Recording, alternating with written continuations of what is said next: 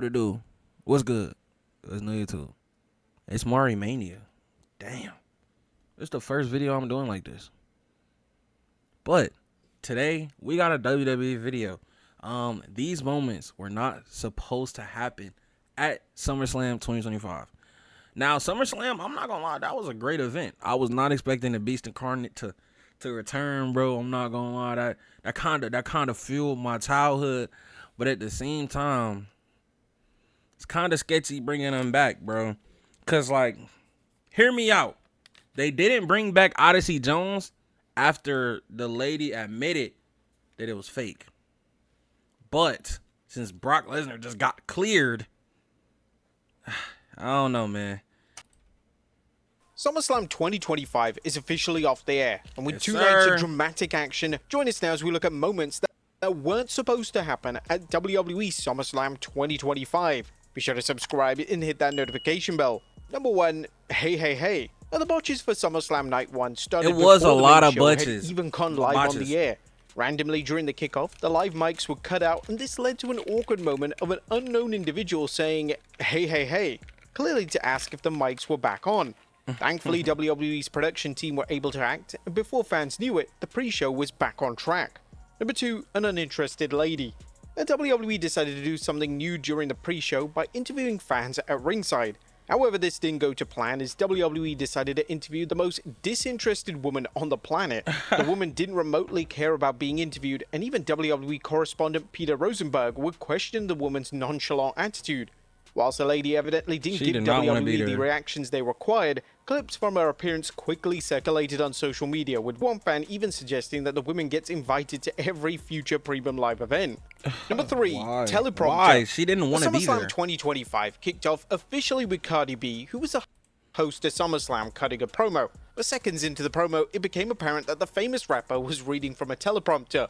Cardi B couldn't have made this any more obvious, basically staring at a screen at ringside for 90% of a promo. Cardi obviously isn't from the WWE world, but she was surely paid enough to memorize a 90-second promo. Number 4, Miss Q. A pyro botches can be common in WWE, and SummerSlam 2025 was no exception.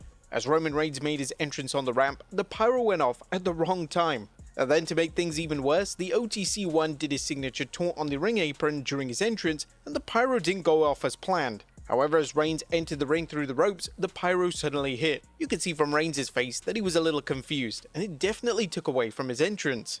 I would have Number been 5, mad, the bro. rough landing. A Roman Reigns' trademark dive over the ring ropes was previously a key part of his moveset, and at SummerSlam he decided to bring it back. Sadly, it didn't land effectively during his match. Despite Reigns having both Bron Breakker and Bronson Reed there to catch him, Reigns overshot on the dive to have a horrific landing. WWE would even replay the landing, and it was an utter miracle that Reigns wasn't hurt. Thankfully, he was able to continue on, so it doesn't look like the former WWE champion has suffered any injury. Another botched dive occurred literally minutes after, and Reed would deliver a dive through the ropes, and similarly to Reigns, Reed would overshot the dive. Reed had a Bro, I'm not gonna lie to you. It was real impressive. I'm not gonna. I really enjoyed Roman doing that dive, bro. It just showed that he still got it. And to all of the people who were saying that, oh, Roman fell off, Roman washed up. Roman is not. He literally just jumped over the rope over everybody else. Come on now, let's be for real, bro. And then for Bronson Reed to dive at 500 pounds, bro. Come on, that's impressive, bro. How can you not like it? somewhat better landing, but it still looked incredibly rough. Number 6, empty seats. And as Bron Breakker was standing triumphant on the announce table, the camera would show in clear view a huge section of seats curtained off. Peeped all the middle WWE had fingers. around 50,000 tickets sold for the event, but with the stadium being enormous, empty seats were certainly to be expected. WWE is just usually better at hiding them from viewers at home. Number 7, Exploder. The Sami Zayn Exploder suplex into the corner is usually a spot that signals the beginning of the end. However, for Zayn's match versus Karrion Kross, the move was somewhat botched. What did y'all think about this match? I honestly hated this match. I don't feel like this deserved to be there. Honestly, I thought Karrion Kross should definitely have won this. So it's like, why are they burying Karrion Kross like this? Why is he getting humiliated? Can somebody let me know? The wrestler taking the move is supposed to land in the corner, but on this occasion, Kross took a bump and missed the turnbuckle. It wasn't the best landing, and Michael Cole on commentary was even forced to address the landing as it looked incredibly underwhelming. Number 8. The Alabama Slam. Well, the botches in the Tiffany Stratton vs Jade Cargill matchup were limited, yet one botch occurred as Stratton hit an Alabama Slam. Cargill did. And that's actually a surprise for people calling Jade the botch queen. For her to not really have that many botches inside that match was didn't take the bump pretty in the good. correct Bro, manner. that just shows that she been improving. I ain't gonna lie, they need to start treating her like she's improving. It's insanely awkward. Losing to Tiffy was not on my bucket list. The botch was even called out by the commentary team as it was too big of a botch to ignore. The match was only around 7 minutes, so luckily for both women, before the crowd could process the botch, they had already transitioned into a new sequence. Number 9. Quick thinking. Now, speaking of Tiffany Stratton vs Jade Cargill, one of the central spots in the match was supposed to see a pin attempt broken by a rope break. Stratton would be on the receiving end of Cargill's finisher, but when Cargill leaned back, she noticed that Stratton's foot was nowhere near the rope. Cargill expertly helped move Stratton's leg into position without it being obvious. This was really well done by Cargill, as despite being rather inexperienced in the ring, she was able to make the spot work. See, that's what Number I'm 10, saying. Stop and stare. A credit should be offered to Jelly Roll for taking a thunderous bump through the announce table. Facts. However, as Roll was waiting for Logan Paul to land on him from the top rope, Roll adjusted his position several times, and at one point, he was literally staring directly at Paul and virtually... He's inexperienced, bro. That's all that is. I'm not gonna lie. And he was just scared. He didn't know how hard that bump was actually gonna be. no-selling the prior action. This came down to poor planning on WWE's part, as Roll should have been directed to sell the spot and get into position prior to the spot going ahead. That's facts. Number 11. Censoring. Now, even though WWE remains a PG product, they are now... Bro, the censoring sucked. In SummerSlam, bro, the censoring sucked. allowed to push the confines of PG in certain areas. When it comes to cursing, strict rules are in place, and WWE don't usually allow F-bombs unless pre-approved. During Logan Paul's heel antics in the tag match, the crowd would heckle Logan with chants of "F you Logan." WWE were a few seconds too late when it came to censoring the chants, so a few seconds of the raw unedited chant was heard on the live broadcast. This is likely to be subsequently edited both on the Netflix and Peacock versions of the PLE. Number 12, 100%. loss of balance. A Gunther botching is a rarity, and it was apparently a loss of balance that caused the ring general to botch during his main event matchup versus CM Punk. Gunther would go on to stomp on Punk, and the spot was supposed to see Punk move out of the way, but when Punk remained in the same position, Gunther was forced to miss the Stomp of Doom. It was explained on commentary by Wade Barrett that Gunther lost his balance, but that wasn't the case. It was a mistake on the part of Punk, as he must have forgotten the... Bro, I seen this, and I was confused. I was just like, what the fuck? Like, it was just like a what the fuck type of moment. It wasn't no, oh, that's a botch. It was like, what the fuck just happened? Spot, and Gunther was forced to improvise at the last moment. Number 13, did Punk tap? Well, whilst the Gunther vs CM Punk match received rave reviews from fans, some are questioning if Punk tapped out. As Punk was locked in the brutal sharpshooter, he appeared to tap on the mat, signaling a tap out. Well, with this not being addressed on commentary, it appeared that Punk wasn't meant to do that particular spot, and he may have just been planning the next spot, which would have seen him escape the submission hold. Number 14.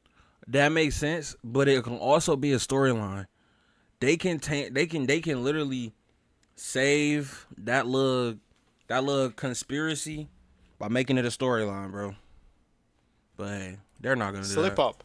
Now, Io Sky and Rhea Ripley are slowly becoming wrestling soulmates, and as Sky was about to slip from the ring ropes, Ripley managed to support her to make the spot work. Due to this spot involving a top rope riptide, it was vital that the spot went smoothly, and thankfully after some improvisation, it was able to go ahead without a hitch. Number 15, Missed the Ladder. The TLC matches are never plain sailing, and there was a major actually did not see this match. I forgot what I was doing, but this is the only match that I did not see. Because I knew the Street Profits were going to lose and it was going to anger me, bro. Like, bro, the Street Profits don't deserve it. They don't. First few minutes, the Street Profits would attempt to backdrop Joe Gacy onto a prone ladder, but they completely missed. On commentary, it was explained that the missed move saved Gacy from injury, which was certainly a unique way to explain the botch. Number 16, worst landing ever. Candice LeRae took arguably the biggest bump in recent memory during the TLC matchup. LeRae would go crashing through a ladder on the outside, and the issue was that LeRae landed sideways with the arm sticking out. It was a hideous landing, and there was immediate concern that LeRae was legitimately injured. This was seen thanks to the sheer amount of medical personnel who ran to her aid. Now, as things stand, there's been no concrete news on whether LeRae was actually injured. Number 17, wrong place, wrong time. Our ringside photographer was in the wrong place at the wrong time during the Becky Lynch versus Lara Valkyria I've bout. seen As this. Valkyria would throw Lynch into the barricade, the poor She said, sorry. She did not try to do that. She made it too obvious. as he was out of position. This forced Valkyria to directly apologize to the individual in a rare out-of-character moment. The WWE should be careful, as we've recently seen with AEW, that these types of incidents can lead to lawsuits down the road, which obviously WWE will want to fully avoid. Number 18, Zip Tie Blunder. The main story of the aforementioned match focused on Valkyria. No, okay, so this one was actually funny though, cause like you can tell that she started actually panicking, like, oh shit, I can't rip these off. So she went back under the ring and cut them, or somebody cut them from sitting under the ring, bro. And you can tell like she was genuinely like, oh shit, Having her hands zip tied. But the problem was that when Valkyria delivered a belly-to-belly on Lynch, her hands came out of the zip ties. In a confusing moment, Michael Cole tried to cover for the botch, but Valkyria would visibly and forcibly put her hands back into the ties. To make this worse, the camera would zoom in on her doing this, so the illusion was completely shattered. In subsequent spots, Valkyria could get the ties tied again, so she basically had to pretend that the ties were keeping her hands in place, when in reality, she could have just removed them at any time. Number 19, handcuff malfunction. I didn't know. The steel cage match between Solo Sikoa and Jacob Fatu was supposed to include a spot where Fatu saw his wrist handcuffed to the top of the cage. The drama of the spot would have seen Fatu break the handcuffs, however the next time the camera was on Fatu, he was mysteriously out of the handcuffs. In a unique moment, Michael Cole revealed that WWE had an alternative angle, which was able to show how Fatu got out of the situation. Number 20, WrestleMania. Okay. And Michael Cole is prone to the occasional slip-up on commentary, and during the Dominic Mysterio vs AJ Styles match, Cole would claim that Mysterio won the Intercontinental title at SummerSlam before quickly realizing that he was incorrect and proceeded to correct himself to say WrestleMania. And the final 3?